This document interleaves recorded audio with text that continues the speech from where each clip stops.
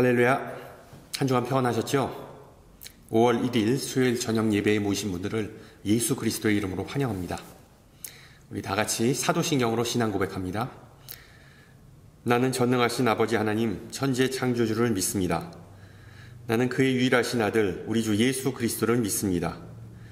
그는 성령으로 잉태되어 동정녀 마리아에게서 나시고 본디오 빌라도에게 고난을 받아 십자가에 못 박혀 죽으시고 장사된 지 사흘 만에 죽은 자 가운데서 다시 살아나셨으며 하늘에 오르시어 전능하신 아버지 하나님 우편에 앉아 계시다가 거기로부터 살아있는 자와 죽은 자를 심판하러 오십니다. 나는 성령을 믿으며 거룩한 공교회와 성도의 교제와 죄를 용서받는 것과 몸의 부활과 영생을 믿습니다. 아멘. 네, 우리 함께 찬송가 356장 주 예수 이름 소리 높여 함께 부르시겠습니다. 예전 찬송가는 396장이고요.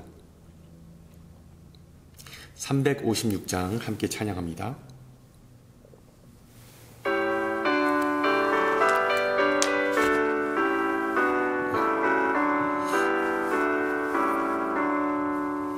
주 예수 이름 소리 높여 찬송 드리니 그 거룩하고 크신 영광 널리 퍼지네.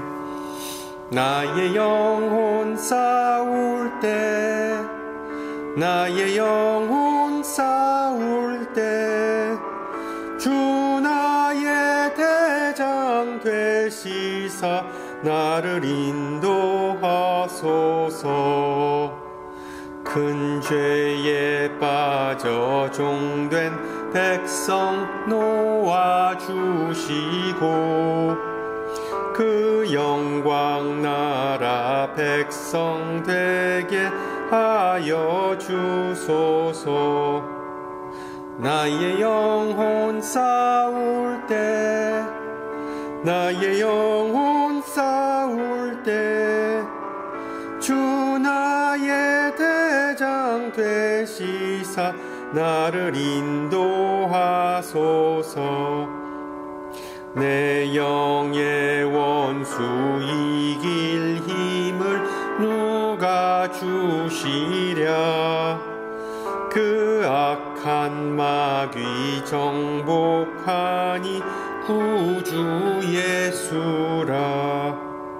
나의 영혼 싸울 때 나의 영혼 싸울 때 주 나의 대장 되시사 나를 인도하소서.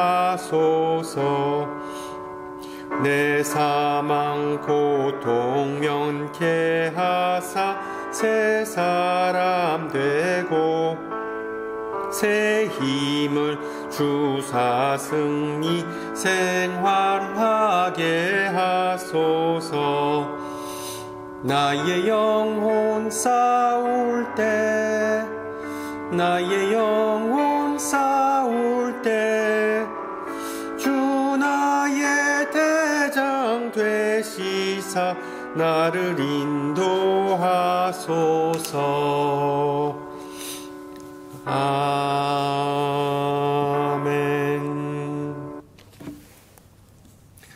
네, 하나님께서 오늘 저녁 우리에게 주신 말씀 요한복음 14장 1절에서 6절입니다.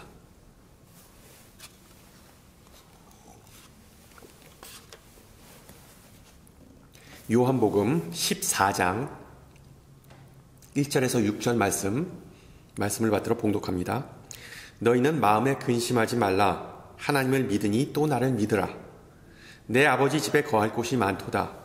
그렇지 않으면 너희에게 일렀으리라. 내가 너희를 위하여 거처를 예비하러 가노니 가서 너희를 위하여 거처를 예비하면 내가 다시 와서 너희를 내게로 영접하여 나 있는 곳에 너희도 있게 하리라. 내가 어디로 가는지 그 길을 너희가 아느니라. 도마가 이르되 주여 주께서 어디로 가시는지 우리가 알지 못하거늘 그 길을 어찌 알겠사옵나이까. 예수께서 이르시되 내가 곧 길이요 진리요 생명이니 나로 말미암지 않고는 아버지께로 올 자가 없느니라. 아멘. 계속해서 인간의 마음에 대해 좀 알아보는 시간을 갖고자 합니다. 지난주에 예레미야 선지자의 말씀을 통해, 예언을 통해 우리는 인간의 마음이 얼마나 부패한지를 살펴보았습니다. 오늘은 인간의 이 마음이 얼마나 연약하고 흔들리기 쉬운지를 좀 살펴보고자 합니다. 지난주에 우리 교회 학교 아이들에게 몇 명이나 여름 성경학교 VBS에 참석할 수 있냐 물어봤습니다. 아쉽지만 거의 한 4분의 1, 3분의 1이 한국에 가기 때문에 VBS에 못 온다고 하더군요. 이제 VBS 등록이 이미 시작했는데 꼭 자녀분을 등록하시고, 그리고 또한 주변에 있는 아이들에게도 좀 널리 알리셔서 많은 아이가 함께 말씀을 배우는 복된 기회가 됐으면 좋겠습니다. 여름에 여행하는 추세, 특히 한국에 가는 추세, 작년과 비슷해 보입니다. 이 팬데믹이 종료된 작년에도 많은 이들이 보복여행이라고 했죠. 여행을 갔는데 올해에도 비슷한 이유로 아마 많은 분이 여행을 떠나시는 것 같습니다. 이제 5월에 들어섰는데 5월은 졸업 시즌이고 이 여름이 다가오고 아마 많은 분은 벌써 다 여름 바캉스, 여름 여행 계획을 다 짜셨을 거예요. 여행에는 항상 변수가 존재합니다. 여행 가서 항상 즐겁고 유익한 시간을 보내는 것만은 아니죠. 특히 비행기 여행을 하시는 분들은 죽도록 고생하는 때도 있습니다. 저도 비슷한 상황을 예전에 우리 교회에 처음 와서 설교했을 때 경험했습니다. 주일 예배 때 설교를 하고 다 마친 후에 어느 성도분이 이 사크라멘토 공항까지 라이드 해줘서 오후 2시에 시카고행 비행기에 몸을 실었습니다. 직항이라서 한 저녁 7시쯤이면 집에 도착할 예정이었는데 갑자기 기술적 문제가 발생해서 비행기를 정비한다고 3시간을 허비했습니다. 3시간을. 그 3시간을 그 비좁은 이 비행기에서 대기한 후에 결국 다 내리게 한 후 다른 비행기로 갈아타서 샌디에고로 보내더군요. 거기서 약 한 2시간을 기다린 후에 이번에는 LA 공항, 렉스 공항으로 보내더군요. 벌써 거기에 도착했을 때는 저녁 9시 정도 됐는가? 그때 그렇게 돼서 연결편이 벌써 끊어진 관계로 그 LA 공항에서 밤을 꼬박 새운 후에 겨우 아침 5시경에 그 미네소타 가는 비행기를 타고 그 미니애폴리스 공항에 도착해서 또 거기서 다시 1시간을 기다린 후에 드디어 시카고 공항에 도착했습니다. 그래서 어쩌다 집에 들어가니까 점심때였습니다. 비행기와 그리고 또한 여러 공항에서 거의 하루를 허비한 정말 제 인생의 도메스틱 플라이트 중 최악의 여정이었습니다. 기진맥진한 이 비행기 여행이 뭔지를 그때야 저는 알 수 있었습니다. 이건 세 발의 피다라고 말씀하시는 분도 계실 겁니다. 어떤 분들은 비행기 타고 저보다 훨씬 더 고생했던 적도 사례도 있을 겁니다. 말씀드렸듯이 비행기의 어떤 기술적인 문제나 어떤 일기예보 때문에, 눈보라 때문에 비행기가 이륙하지 못하는 경우, 아니면 덩치가 큰 사람 가운데 낑겨서 고생하는 경우, 아니면 그 앞좌석 승객이 그냥 시도 때도 없이 시트를 뒤로 제쳐서 불편을 겪는 경우, 아니면 아이들이 난리를 피워서 승객에게 민폐를 끼쳤을 경우 등등, 무슨 이야기인지 아시죠? 이렇게 보면 코로나 사태 이후로 비행기로 즐거운 여행을 한다는 것은 어떻게 보면 사치가 된 것 같습니다. 어떻게 하면 비행기 타고 덜 고생하고 덜 불편하고 덜 스트레스를 받는지가 관건이 되어버린 것 같습니다. 그래서 아시다시피 어떤 이들은 TSA, 프리체크이나 글로벌 엔트리 같은 프로그램을 이용해서 시간을 절약하기도 하죠. 또 어떤 사람은 주로 아침에 비행기편을 예약합니다. 왜? 아침 비행기는 오후나 밤 비행기보다 제 시간에 도착할 확률이 15%나 높다는 통계 때문이죠. 또 어떤 이는 안전한 여행을 위해 보험을 들거나 아니면 오직 핸드캐리만 하고 선물을 체크인하지 않고 아니면 앞뒤 간격이 좀 넓은, 그러니까 레그룸 레스트죠. 그 넓은 좌석을 웃돈을 주고 예약하기도 합니다. 물론 이런 사소해 보이는 것이 여행의 질을 높인다는데 이견이 없을 겁니다. 그러나 뭐니 해도 여행의 주 목적은 도착지까지 안전하게 가는 것이겠죠. 그런 면에서 우리가 보통 여행을 계획할 때 몇 가지의 주요 사항을 고려합니다. 첫째, 어디를 갈 것인가? 목적지죠. 그리고 그 목적지에 도착해서 얼마나 머무를 것인가? 그리고 둘째, 총 여행 경비가 얼마 정도인가? 그리고 여행지에서 묵을 숙소는 어디인가? 마지막으로 솔로 여행인가? 아니면 단체 여행인가? 등등. 오늘 읽은 본문에서 예수님도 이와 같은 여행 계획을, 트립 플래닝이죠. 트립 플래닝을 세우십니다. 또한 그 여행 계획을 자신의 제자들과 함께 나누십니다. 우리들과 마찬가지로 예수님은 제자들의 여행이 순조롭고 또한 즐거운 여행이 되기를 원하십니다. 그래서 1절에서부터 이렇게 충고하시죠. 너희는 마음에 근심하지 말라. 너희는 마음에 근심하지 말라. 예수님은 마치 제자들에게 이렇게 말씀하십니다. 자, 이제 이별의 시간이 다가왔구나. 나는 이제 먼 여행을 갈 계획인데 지금 내가 주는 정보를 허투루 듣지 말고 귀달아 들으면 너희들이 여행할 때도 반드시 도움이 될 것이다. 즉 예수님께서 하실 여행은 제자들의 여행과 모든 면에서 비슷할 것이라고 말씀하십니다. 마치 예수님은 일종의 관광 가이드처럼 여행객들이 현지에 도착하기에 앞서 모든 것을 다 계획하고 점검하는 임무를 수행하십니다.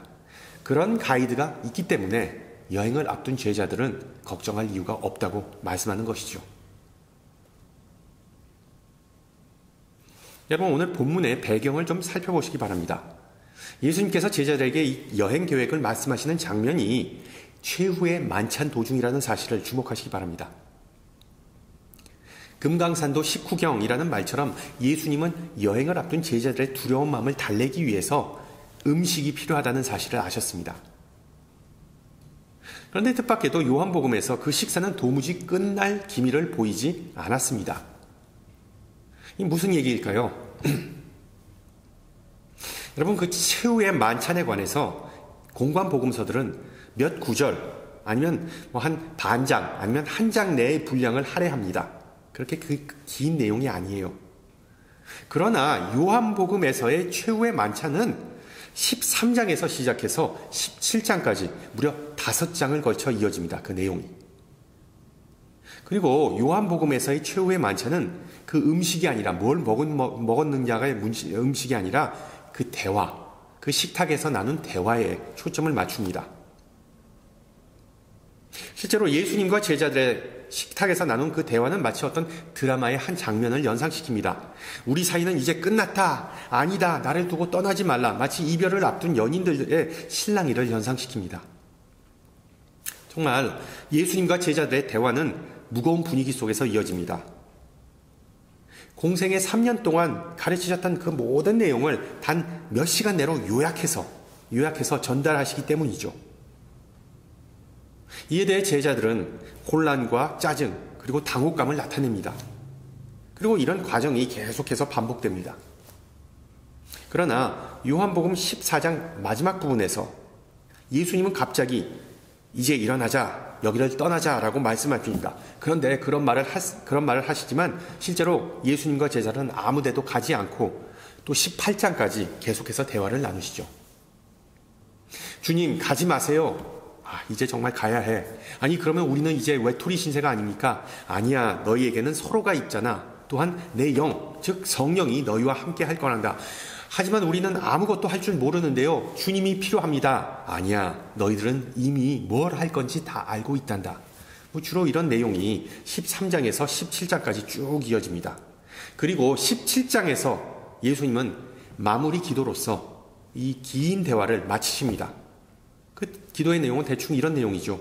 아버지, 이 사람들, 이 제자들을 뒤로 하고 떠나는 것이 가슴이 아프지만 그들이 외롭지 않게 서로 화목할 수 있게 도와주시고 그들이 나아가야 할 길을 알려주소서. 어쨌든 예수님과 제자들의 이런 긴 대화 도중에 문득 베드로가 묻습니다. 주님, 도대체 어디 가시는 겁니까? 그리고 오늘 읽은 본문에서 예수님은 이 베드로의 질문에 대해 세 개의 대답을 제공해 주십니다. 첫째, 예수님은 자신의 최종 여행지를 아버지의 집 또는 거처로 묘사합니다. 거처. 영어에서는 이 거처를 룸이라고 되어 있거든요.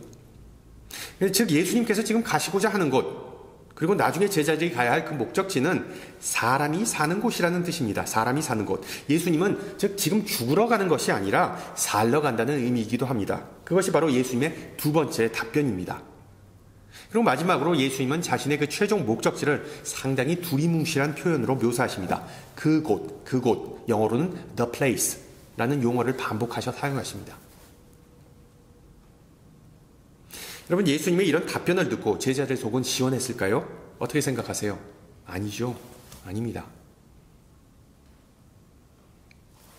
요한복음에 나오는 수많은 은유처럼 이 아버지의 집, the father's house 라는 표현은 하나의 은유이기도 합니다. 분명히 하늘나라는 한국에 있는 그 수많은 아파트들처럼 동과 호수가 적혀있는 건물이 아니겠죠. 우리의 이름이 적혀있는 그런 건물들의 모임이 아니겠죠. 그렇다면 아버지의 집, 그리고 또한 거할 곳, 영어로 many rooms라는 표현을 통해 예수님은 도대체 무엇을 말씀하시고자 했던 것일까요?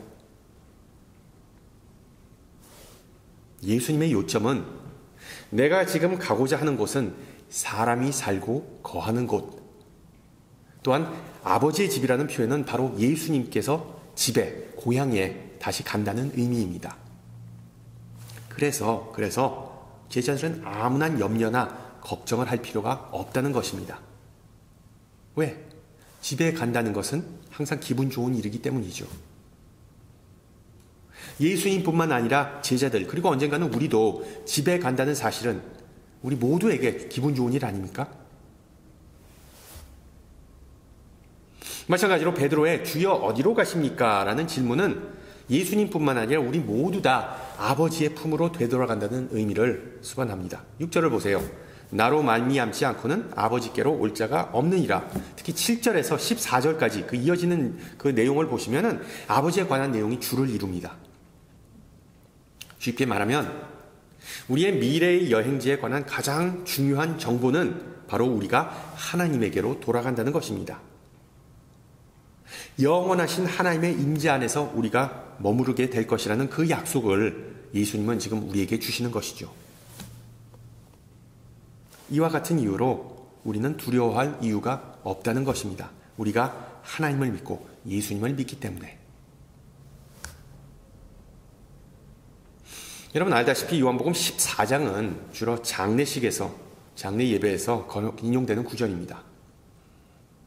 우리 중에 장례식을 가는 것 즐기는 사람은 없습니다. 다만 사랑하는 사람이 죽으면 한 번씩은 다 가야 하는 곳이 장례식장입니다. 아니, 실제로 우리가 이 세상에서 숨을 거둘 때 반드시 거쳐야 하는 곳이 또한 장례식장입니다. 그러나 우리가 기억해야 할 사실은 장례식이 거행되는 그곳, 그 순간마저 하나님은 우리와 함께 하시면서 부활의 약속을 상기시켜 주신다는 것이죠. 우리 모두 언젠가 다 영적인 거처이자 아버지의 집으로 돌아가서 거기에 영원히 머물 거라고 우리를 위로하십니다. 할렐루야.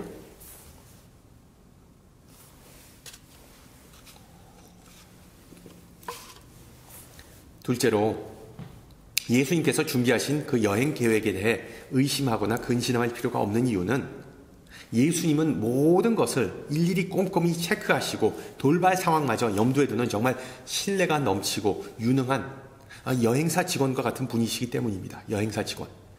영어로는 travel agent라고 그러죠. 여러분, 예전에 그 인터넷이 등장하기 전에 외국 여행을 가고자 하면 자기 힘만으로는, 자기 노력만으로는 불가능했습니다. 숙소를 예약하고, 그리고 또한 비행기표도 예매하고, 방문지 일정 계획을 짜주는 그런 사람이 필요했습니다. 여행사 직원과 같은 전문인을 배제하고 해외여행을 짠다는 것은 아예 불가능했습니다. 그러나 지금은 모든 것이 다 자동화되어서, 모든 것이 다 컴퓨터가 되어서 인공지능이 여행 계획을 알아서 다 짜주기도 합니다. 시간과 스트레스를 절약할 수 있을 뿐더러 모든 것이 다 간단해지고, 그리고 또한 우리는 여러 선택 사항 중에 내 마음에 드는 것을 고르기만 하면 됩니다. 우리 인생과 그리고 신앙 여정에 대해서도 예수님도 이처럼 인공지능과 같은 역할을 하십니다. 하나님을 믿듯이 나를 믿으라고 1절에서 말씀하시죠. 예수님은 마치 끊임없이 우리에게 연락 주면서 여행에 관한 변동사항을 알려주시는 그런 어떤 여행사 직원과 같습니다. 여러분 2절을 보세요. 그렇지 않으면 너에게 일렀으리라. 예수님은 자신을 우리를 위해 사전 준비를 하는 분이라고 묘사하십니다. 따라서 영원한 목적지를 여행하는 데 있어 제자들은 예수님만 의지하면 된다는 뜻이죠. 예수님께서 사전 답사를 다 해놓으시고 치밀한 계획을 짜는 분이라는 사실을 믿으라는 것입니다.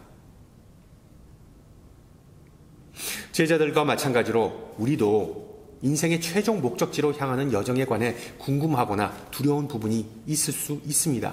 그러나 기억하세요. 우리의 여정을 담당하시는 분은 다른 아닌 주님이십니다.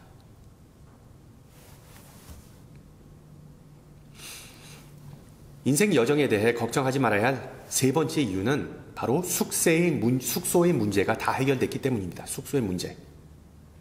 여러분, 낯선 곳에 여행하면서 숙소 또는 숙박시설에 대한 걱정이 앞서기 마련이죠. 정말 여행하면서 잠자리가 편한 것만큼 중요한 거 없을 겁니다. 그래서 우린 사전에 인터넷에 들어가서 호텔이나 에어비앤비 같은 곳에 그 올라온 사진과 또한 가격, 그리고 또한 사람들의 리뷰를 꼼꼼히 비교합니다. 또한 교통이 편한지, 아니면은 어메니티즈, 그 부속 시설이 충분한지, 그리고 또한 배드버그가 없고 시설이 청결한지. 또한 여러분 아시다시피 미국 어느 주에서는 대마초가 합법이기 때문에 그 호텔에 그 마리후아나 프렌리, 그러니까 420 프렌리라는 표시가 없는지 그 확인하는 것 또한 상당히 중요하죠. 그렇다면 아버지 처소에 있는 방들을 예수님은 어떻게 묘사하시나요? 2절을 보시면 예비되었다라고 말씀하십니다. 예비되었다. 즉 그 거처가 완벽하게 준비되었기에 우리는 가서 체크인만 하면 된다는 뜻입니다. 장시간 여행을 하고 목적지에 도착하면 깜깜한 밤이 됩니다. 지칠 대로 지쳤던 그런 경우 있으셨을 거예요. 친척이나 아니면 친구 집 또는 호텔에 가면 집주인 아니면 직원이 상냥하게 지친 여러분을 반겨줍니다. 딱 문을 열고 방을 들어가면 침대는 깨끗하게 잘 정리되어 있고 또한 깨끗한 수건과 이불이 다 갖춰져 있습니다. 따끈한 샤워를 한 후에 침대에 지친 몸을 누이기만 하면 잠이 콜콜 쏟아집니다. 왜? 거처가 완벽하게 준비되었기 때문에 가능한 일이죠. 분명한 사실은 우리 주님보다 더 완벽하게 처소를 준비하는 분이 없다는 것입니다. 예수님은 우리의 처소가 예비될 것이다. 딱 시간에 맞추어 준비될 것이라고 약속하십니다. 물론 여기서도 예수님은 어떤 은유적인 표현을 사용하시는 것이죠. 그 처소가 준비된다는 것이 정확히 무슨 의미인지 알 수 없습니다. 우리가 딱 천국에 가자마자 꽃다발을 안겨주신다든지 아니면은 그 천국에 있는 그 침대에 보면은 미국 침대처럼 호텔에 가면 그 민트 잎을 이렇게 딱 놔가지고 향기롭게 해놨는지 알 수 없습니다. 분명한 사실은 예수님은 공수표를 날리는 그런 정치인이 아니십니다. 주님께서 주신 약속은 인간의 상상을 훨씬 뛰어넘는다는 점을 우리는 분명히 믿고 있으므로 우리의 인생 여정이 막을 내려도 모든 것이 준비되어 있으니 아무런 걱정이 없이 예수님을 따르라고 말씀하시는 것이죠. 따라합시다. 여호와 이레.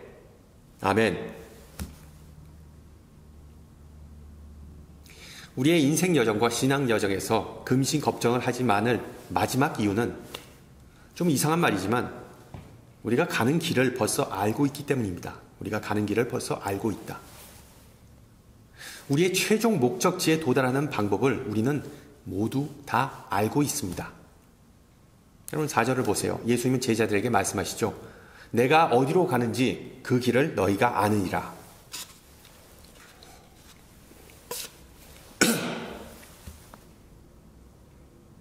그러나 예상대로 이 눈치 없는 도마는 예수님에게 묵직한 돌직구를 날리죠. 예수님의 목적지가 어디인지도 모르는데 그곳에 가는 길을 자신들이 어찌 알겠냐고, 어떻게 보면 제자들이 마음속에 품고 있는 생각을 혼자서 목소리 높여서 말합니다. 그러자 예수님은 이 복음서를 통틀어 아마 가장 유명한 말씀 중에 하나를 말씀하시죠. 예수께서 이르시되 내가 곧 길이요 진리요 생명이니 나로 말미암지 않고는 아버지께로 올 자가 없느니라.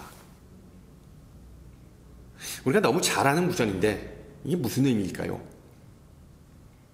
대부분 우리가 예수 믿고 구원받는다 이런 식으로 그냥 좀 어떻게 보면 원론적으로 평명하게 그렇게 이해하는 경우가 있는데, 여러분 한번 상상해 보세요.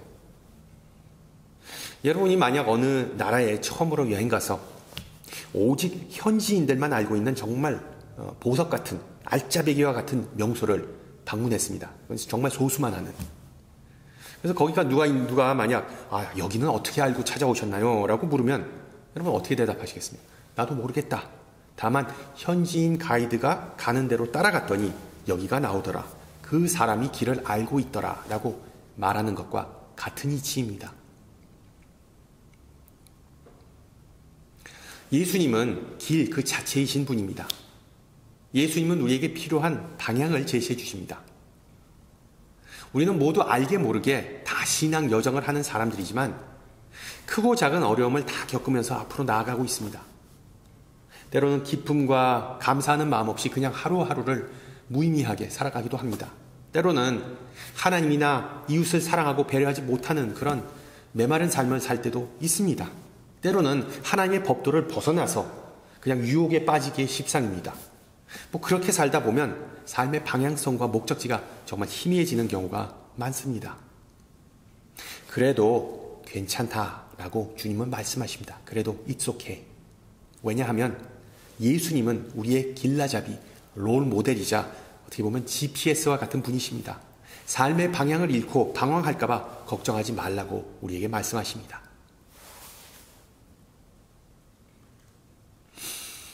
옛날 어느 나라에 왕과 그가 총애하는 광대가 있었습니다. 그 왕을 웃겨주는 그런 신하죠. 그 광대가 했던 말과 행동이 정말 멍청해 보였기에 왕은 그에게 자신의 그 막대기를 건네주면서 광대보다 더 멍청한 사람을 만나게 되면 그 왕의 막대기를 그에게 전해주라고 말했습니다. 시간이 흐른 후에 왕이 병석에 누워서 임종을 앞두었습니다. 그리고 신하들에게 자신은 다시 돌아오지 못할 여정을 떠난다고 말해주었습니다. 그러자 그 침대 곁에 있었던 광대는 그 여정의 목적지를 아니냐고 물었더니 왕은 모른다고 했습니다. 그렇다면 광대는 그 여정을 위해 준비했는지 왕에게 또 물었습니다. 그러자 왕은 아무런 준비를 하지 못했다고 답하였습니다. 그러자 광대는 그 왕이 주었던 막대기를 다시 왕에게 건네주면서 이렇게 말했답니다. 당신이 바로 그 사람입니다.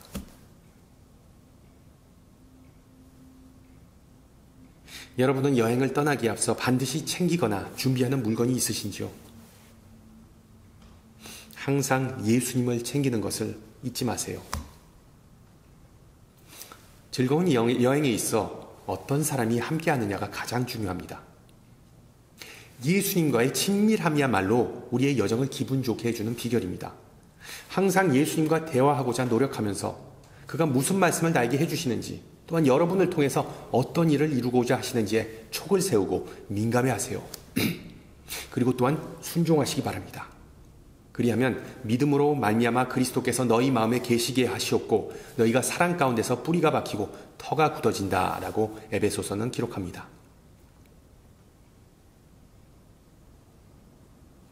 결과적으로 여행은 때로는 힘들고 불편하고 심지어 위험할 수도 있습니다.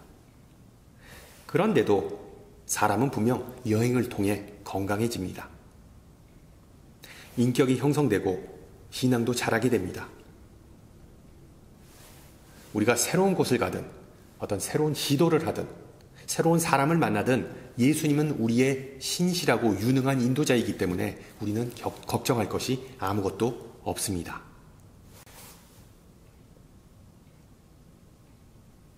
혹시 아직도 예수님의 인도하심과 예수님과 함께하는 여정에 대해 의구심이 있다면 여러분 누가복음에 나오는 탕자의 비유를 한번 생각해 보세요. 그 망나니 같은 아들이 쫄딱 망해서 고향에 돌아오는 모습을 본 아버지는 정말 맨발로 달려가서 그토록 기다렸던 아들을 반겼습니다. 하물며 우리가 본향인 천국 문턱에 이르렀을 때 주님께서는 얼마나 반가워하실지 여러분 상상이 가시는가요? 물론 예수님께서 우리보다 앞서가서 예비하시지 않는다면 이런 시나리오는 절대로 가능하지 않습니다. 바로 이 점을 오늘 본문에서 예수님은 제자들에게 설명해 주시는 겁니다. 나는 먼저 가야 한다. 마음이 아프지만 나는 너희를 뒤로 하고 떠나야만 한다. 그리고 알다시피 예수님께서는 오직 십자가를 통해서만 아버지 품으로 돌아갈 수밖에 없었음을 아셨습니다. 우리 예수님께서 십자가의 길을 가셨기 때문에 우리는 언젠가 면류관을 쓰게 될 것입니다. 예수님께서 십자가의 길을 가셨기에 우리는 하늘나라에 들어갈 것입니다. 그리고 십자가 덕분에 우리는 영생을 얻게 되었습니다. 우리 잘 아는 찬송가 가사처럼 십자가 튼튼히 붙잡고 예수님과 함께 여정하는 은혜가 있기를 축원합니다. 함께 기도합니다. 귀하신 주님, 오늘 주신 말씀을 통해 우리의 신분과 소명에 대해 일깨워 주심을 감사합니다. 바쁘고 복잡한 일상을 살아가는 우리 모두 다 주님께서 거처를 예비하신 아버지의 집으로 향해 여행하는 순례자임을 다시 한번 배웠습니다. 우리가 가는 길은 때로는 험난하고 길고 우여곡절이 많기에 두려움과 근심이 몰려올 때가 있음을 고백합니다. 또한 우리의 마음이 무겁기만 하고 흔들릴 때가 있음을 고백합니다. 그러나 주님은 우리 곁에서 동행하시며 용기 주시는 분임을 또한 배웠습니다. 주님은 길이요 진리요 생명이시기 때문에 비록 제자의 길, 우리의 신앙 여정이 만만치 않더라도 전혀 두려워할 이유가 없음을 고백합니다. 주님께서 우리의 대장 되시고 주님께서 예비하시고 제공하시고 인도하시기 때문에 우리가 가는 길과 우리가 하는 여정은 참된 축복임을 고백합니다. 하나님 아버지, 예수님을 따르는데 주저하거나 망설였던 우리의 연약함을 용서해 주시고 하나님의 나라보다 우리 자신에 더 집중하였을 때가 있음을 회개합니다. 우리가 흔들릴 때마다 우리의 마음을 잡아주시어 하나님의 말씀에 귀를 기울이게 하시고 우리의 입은 하나님을 찬양하게 하옵소서. 우리의 마음이 미지근할 때 성령의 불로써 우리의 열정과 사랑이 불타오른 역사가 있게 하옵소서. 내가 지금 가는 길은 나 홀로 가는 것이 아니라 주님과 함께 그리고 주님의 몸된 모든 지체와 함께 간다는 사실을 알게 하사 항상 성도들끼리 서로 격려하고 돕는 아름다운 역사가 있기를 간구합니다. 앞으로 남은 우리의 여정에 항상 주님께서 주시는 능력과 지혜와 분별력이 함께 있게 하옵소서. 함께 주님 가르쳐주신 기도합니다. 하늘에 계시신 우리 아버지, 아버지의 이름을 거룩하게 하시며 아버지의 나라가 오게 하시며 아버지의 뜻이 하늘에서와 같이 땅에서도 이루어지게 하소서. 오늘 우리에게 일용할 양식을 주시고 우리가 우리에게 잘못한 사람을 용서하여 준 것 같이 우리 죄를 용서하여 주시고 우리를 시험에 빠지지 않게 하시고 악에서 구하소서. 나라와 권능과 영광이 영원히 아버지의 것입니다. 아멘. 네, 예배를 마쳤습니다. 5월은 봄의 계절이기도 하지만 또한 가정의 계절이죠. 가정과 항상 화목하시고요. 또한 5월 첫째 주, 둘째 주는 Teachers Appreciation Week이죠. 예, 우리 모든 선생님들 항상 고마우신 분들인데 그분들에게 감사함을 표명했으면 좋겠습니다. 한 주간 평안하시고요. 전 다음 주 이 시간에 뵙겠습니다. 샬롬.